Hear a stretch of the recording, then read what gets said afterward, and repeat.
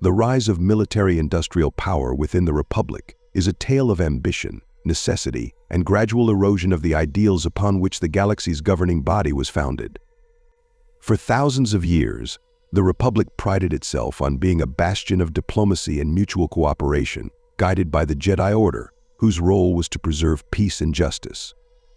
However, as the Republic expanded, so did the complexities of governance, the challenges of maintaining unity, and the demands of security.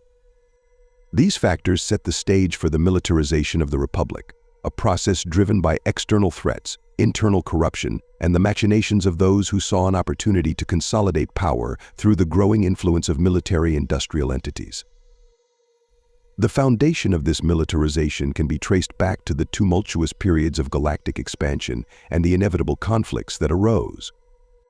As the Republic ventured into uncharted regions, it encountered resistance from systems unwilling to submit to its governance, as well as from well-established powers that viewed the Republic as a threat to their sovereignty. The Hutts, for instance, maintained a powerful presence in the Outer Rim, often clashing with Republic forces over trade routes and territorial disputes. These conflicts exposed the Republic's reliance on local planetary defenses and the Jedi, highlighting the inadequacy of its centralized military capabilities. It was during these early expansions that the seeds of the military-industrial complex began to take root. Wealthy industrialists and influential corporations saw the demand for weapons, starships, and other military equipment as a lucrative opportunity. Companies such as Quat Drive Yards, Rendili Star Drive, and Circa Corporation grew immensely powerful by securing contracts with the Republic and individual planetary governments. While their contributions were initially seen as necessary for the Republic's defense, their growing influence over policymaking raised concerns among some in the Senate. Nevertheless, the urgency of securing the Republic's borders often overshadowed these warnings. The Stark Hyperspace War was a significant turning point, demonstrating the Republic's vulnerability and the strategic importance of a robust military infrastructure. The conflict erupted when the rogue trader Iako Stark orchestrated a rebellion against the Trade Federation, leveraging pirate fleets and exploiting the Republic's fragmented defense systems.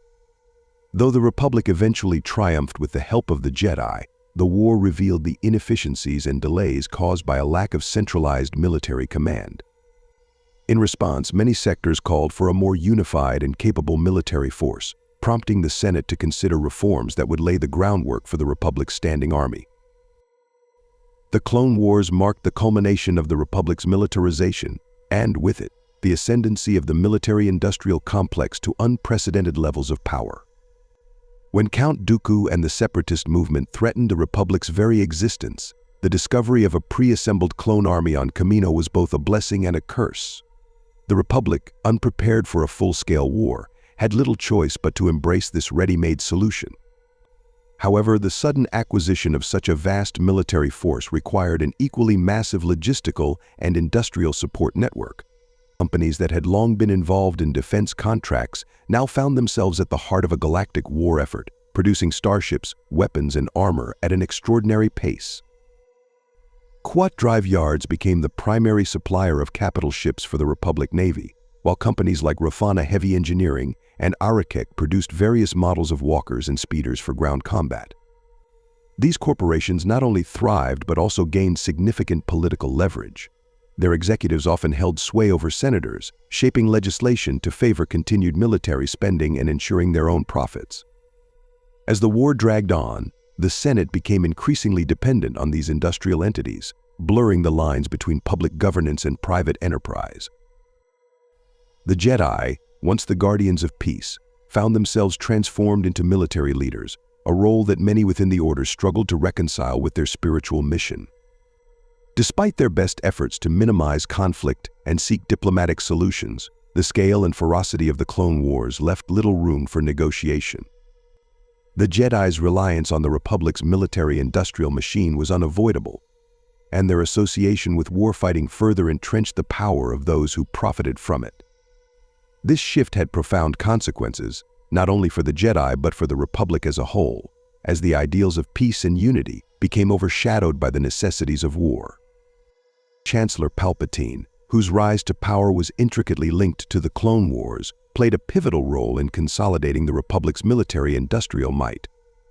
Through a combination of shrewd political maneuvering and the manipulation of public fear, he secured emergency powers that allowed him to direct the Republic's war effort with little oversight. Under his leadership, military spending skyrocketed, and the influence of corporations involved in the war industry grew even further. Palpatine's actions were often justified by the immediate need to counter the separatist threat, but in reality they served his long-term goal of transforming the Republic into an empire under his control. One of the most insidious aspects of the Republic's growing militarization was the normalization of perpetual war. As the conflict with the separatists raged on, many citizens and senators came to accept the notion that military strength was the key to the Republic's survival. This mindset was reinforced by propaganda that glorified the Republic's armed forces and vilified its enemies, creating an environment where dissent was often viewed as unpatriotic. The Senate, once a vibrant forum for debate and diplomacy, became increasingly focused on war-related issues, sidelining discussions of social and economic reform. By the time the Clone Wars drew to a close, the military-industrial complex had become an integral part of the Republic's political and economic structure. The transition from Republic to Empire under Palpatine's rule only solidified this reality, as the newly proclaimed Emperor expanded the military even further to maintain control over the galaxy. The corporations that had thrived during the Clone Wars continued to prosper, their influence now extending across the imperial bureaucracy. The once proud ideals of the Republic were all but forgotten, replaced by a system where military might and industrial power were the ultimate arbiters of authority. In the end, the rise of military-industrial power in the Republic was not a sudden or deliberate shift, but rather the result of a series of incremental changes driven by necessity, greed, and fear. Each step along the way, from the early conflicts of galactic expansion to the cataclysmic Clone Wars, contributed to the erosion of the Republic's founding principles. While many within the Republic believed they were acting in the best interests of peace and security, their actions ultimately paved the way for the emergence of an authoritarian regime where the machinery of war held sway over all aspects of life. The legacy of this militarization is a cautionary tale, reminding us that the concentration of power, whether in the hands of governments or corporations, can have far-reaching consequences. The Republic's descent into militarism serves as a stark warning of the dangers of prioritizing short-term security over long-term stability, and the importance of vigilance in safeguarding the values that form the foundation of a free and just society. The Republic's reliance on its growing military-industrial power deepened in ways that permanently altered its social, political, and economic landscape. The shift was gradual but unmistakable, fueled by the Republic's expansionist policies and the looming presence of the separatist movement. While the Clone Wars are often seen as the catalyst for the Republic's descent into militarization, the reality is that these wars were merely the climax of a process that had been building for centuries. The increasing influence of corporations within the Republic's political framework cannot be overstated. As the Republic expanded into the Mid- and Outer Rim territories, many resource-rich systems required significant infrastructure development. The Republic, often constrained by bureaucracy and a lack of immediate resources, turned to powerful corporate entities to fill the void. Companies like the Trade Federation, Techno-Union, and Banking Clan initially presented themselves as facilitators of progress, providing the Republic with the means to develop these far-flung regions. However, these corporations were not altruistic. They leveraged their economic power to gain political influence, securing seats in the Senate and using their positions to shape policies that favored their business interests. The Republic, facing constant pressures to maintain its unity and protect its borders, increasingly prioritized the interests of these corporations. This symbiotic relationship led to the proliferation of private military forces, ostensibly to protect corporate assets, but in reality functioning as quasi-independent armies. The militarization of these corporate entities became a significant concern as their influence grew. The Trade Federation's deployment of battle droids and the Techno-Union's development of advanced weaponry blurred the lines between corporate security and military power. Although some senators raised alarms about the dangers of allowing private entities to amass such capabilities, their concerns were often dismissed in the name of economic progress and security. The growing corporate influence within the Republic's military infrastructure was mirrored by the increasing centralization of power in the executive branch. Chancellor Palpatine's rise to power was marked by his ability to manipulate both the Senate and public opinion. Using the fear of the separatist threat, he pushed through emergency measures that granted him sweeping authority. These powers included the ability to bypass the Senate in matters of military spending and the deployment of the Grand Army of the Republic. The emergency powers, initially presented as temporary measures to ensure the Republic's survival, became a permanent fixture under Palpatine's rule. This concentration of power allowed him to direct the Republic's vast military-industrial resources with little to no oversight. The Senate, once a powerful legislative body, was reduced to a rubber stamp institution, its members largely complicit in the erosion of democratic norms. Many senators, either out of fear or a genuine belief in Palpatine's leadership, supported his policies, further entrenching the military-industrial complex. The effects of this militarization were not confined to the political sphere. The economic landscape of the Republic underwent a profound transformation as resources were redirected toward the war effort. The demand for military equipment, from starships to blaster rifles, created a booming industry that overshadowed other sectors. While this provided a short-term economic boost, it also led to significant disparities between core worlds like Coruscant, where the benefits of this industrial boom were most apparent, and the Outer Rim territories, which often bore the brunt of the war's destruction. The socio-political fabric of the Republic also suffered under the weight of its militarization.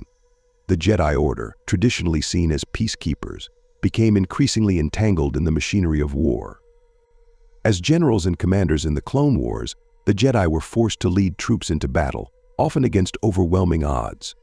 This shift in their role created a rift within the Order, with some Jedi questioning the ethical implications of their involvement in the war.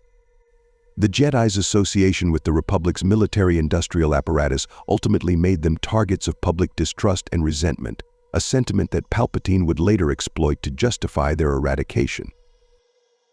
The Clone Wars also served as a proving ground for the Republic's technological advancements in warfare. From the mass production of clone troopers to the development of new classes of warships and battle droids, the conflict accelerated the pace of military innovation. While these advancements were crucial to the Republic's efforts against the Separatists, they also set a dangerous precedent. The Republic's focus on military technology overshadowed other areas of research and development, leading to a stagnation in sectors such as healthcare, education, and civilian infrastructure. The psychological impact of the Republic's militarization on its citizens was profound. The constant state of war fostered an atmosphere of fear and suspicion, with propaganda playing a key role in maintaining public support for the war effort. The Republic's citizens were bombarded with messages emphasizing the need for vigilance and sacrifice, often at the expense of personal freedoms. Civil liberties were curtailed, with increased surveillance and the suppression of dissent becoming commonplace. The Senate, now firmly under Palpatine's control, passed laws that further centralized power and curtailed the rights of individual systems. As the war dragged on, it became increasingly clear that the Republic's reliance on its military-industrial complex was not a temporary measure but a permanent shift in its governance. The institutions that had once upheld the Republic's democratic ideals were now complicit in its transformation into an authoritarian state. The Senate, the judiciary, and even the Jedi Order had all been co-opted into the service of a war machine that prioritized power and control over the well-being of its citizens. The culmination of this process was the transition from Republic to Empire. Palpatine, having orchestrated the Clone Wars from both sides, used the conflict's conclusion to consolidate his power further. Declaring himself emperor, he dismantled the remnants of the Republic's democratic institutions and established a regime where military and industrial power were the cornerstones of governance. The corporations that had thrived under the Republic's militarization continued to flourish under the Empire, their influence now unchecked by even the pretense of legislative oversight. The rise of military-industrial power in the Republic is a stark reminder of how the pursuit of security and power can erode the foundations of democracy. What began as a series of pragmatic decisions in response to external threats ultimately led to the Republic's transformation into a totalitarian state. The legacy of this transformation is a testament to the dangers of allowing military and industrial interests to dominate the political and economic landscape of a society. The transition from republic to empire was the final stage in the rise of military-industrial power, but the groundwork had been meticulously laid over decades. By the time Palpatine declared himself emperor, the republic's political and economic systems were deeply entwined with the mechanisms of war. This dependence on military-industrial might was not simply a byproduct of conflict, but a deliberate strategy employed by those in power to consolidate control and eliminate opposition. One of the most significant aspects of this transformation was the continued exploitation of fear as a political tool. The Clone Wars had conditioned the Republic's citizens to accept military solutions as the primary means of addressing threats, both real and perceived. This shift in public sentiment was critical for Palpatine's plans. By perpetuating the narrative that the galaxy was in constant danger from the Separatists, from pirates, and later from supposed internal enemies, he was able to justify the expansion of military power and the suppression of civil liberties. The role of propaganda in this process cannot be overstated. The Republic, and later the Empire, deployed a sophisticated propaganda apparatus to shape public opinion. Citizens were inundated with messages that glorified the military and demonized dissent. Holonet broadcasts, public rallies, and official decrees all reinforced the idea that loyalty to the state and its military was synonymous with loyalty to peace and prosperity. This narrative effectively marginalized voices of dissent, painting them as threats to the greater good. The Senate, once the heart of the Republic's democratic process, had become a mere extension of the executive branch by the time of the Empire's formation. Many senators who had initially supported Palpatine's rise out of fear or pragmatism found themselves increasingly sidelined as his power grew. Those who attempted to oppose his policies were quickly silenced, either through political maneuvering, legal persecution, or outright elimination. The dissolution of the Senate years later was not a sudden act, but the culmination of a long process of erosion, wherein the legislative body had gradually been rendered impotent. Meanwhile, the military-industrial complex continued to expand its reach. Companies like Quat Drive Yards, CNR Fleet Systems, and the newly established Imperial Munitions rose to unprecedented levels of wealth and influence. Their profits soared as they became the primary suppliers of the Imperial Navy and Army, churning out Star Destroyers, TIE Fighters, and other instruments of war on a scale never before seen. These corporations were not merely contractors, they were partners in Palpatine's regime, wielding significant sway over imperial policy and benefiting from the Empire's aggressive expansionist policies. The exploitation of resources from newly subjugated systems became a cornerstone of the Empire's economic strategy. Worlds rich in minerals, energy, and other critical materials were systematically stripped to fuel the military-industrial machine. This exploitation was often accompanied by brutal repression, as local populations were forced into labor or displaced to make way for imperial operations. The destruction of ecosystems and the displacement of entire species became routine, justified by the Empire as necessary sacrifices for the greater good of galactic order. The militarization of the galaxy extended beyond economics and governance to the very fabric of society. Under the Empire, militaristic values were instilled in the populace from a young age. Education systems were restructured to emphasize loyalty to the state, obedience, and the glorification of military service. The Empire's military academies became some of the most prestigious institutions in the galaxy, churning out officers and engineers who would go on to perpetuate the system that had raised them. This indoctrination was not limited to humans. The Empire's xenophobic policies ensured that non-human species were often relegated to second-class status or worse. But even among these populations, the machinery of military-industrial influence took root. Non-human labor was exploited in the production of weapons and infrastructure, and some species were forcibly conscripted into service as shock troops or labor battalions. The Jedi Purge was another critical aspect of the Empire's consolidation of military-industrial power. With the Jedi eliminated, there was no longer a significant moral or institutional check on the Empire's actions. The Jedi had long served as guardians of peace, often advocating for diplomacy and restraint in the Republic's dealings. Their removal not only eradicated a powerful counterbalance to the military-industrial complex, but also allowed the Empire to co-opt their symbolism. Palpatine positioned himself as the ultimate protector of peace and stability, filling the void left by the Jedi with the might of the Imperial military. The construction of the Death Star represents the apex of the Empire's military-industrial ambitions. This superweapon was not merely a tool of destruction but a symbol of absolute power, designed to enforce compliance through fear. The resources and labor required to build such a colossal structure were staggering, involving countless worlds and trillions of credits. The project epitomized the Empire's prioritization of military supremacy over all else, with entire planets stripped of resources to ensure its completion. The Death Star was the ultimate manifestation of the Empire's belief that order could only be maintained through overwhelming force. The repercussions of the Republic's transformation into an empire dominated by military-industrial power were felt across the galaxy. The suppression of dissent, the exploitation of resources, and the perpetuation of war all served to maintain the Empire's grip on power, but at a tremendous cost. The Empire's policies led to widespread suffering, environmental devastation, and the disenfranchisement of countless systems. Yet this very oppression sowed the seeds of rebellion. The rise of the Rebel Alliance was a direct response to the excesses of the Empire's military-industrial regime.